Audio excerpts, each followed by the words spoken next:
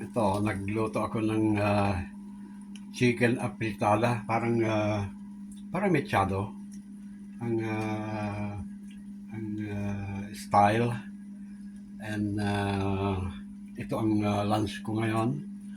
And later, itong iniihaw kong talong, ituturta ko mamaya. Yun naman ang pangdagdag ko sa ulam ko mamayang hapon din, dinner. Ganun lang kasimple ang buhay. Okay. Wala.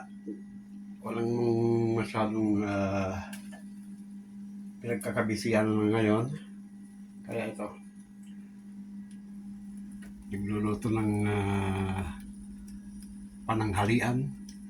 Okay naman, masarap naman ng timpla sa lasa.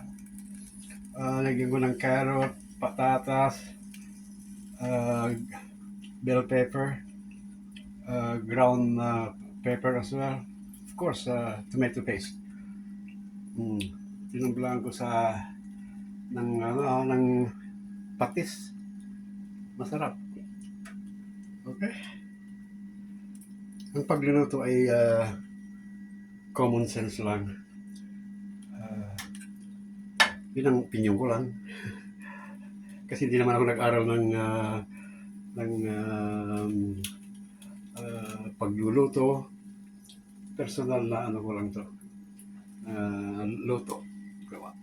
Na I think kikita ko nung college ako nung nagluluto ng ulam ang maganda kong ate Mating.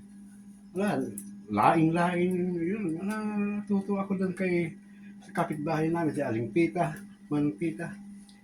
Kapitbahay namin sa San Juan noon. Of course, Manang Mating is a good cook. Good cook, maganda na. Just like me.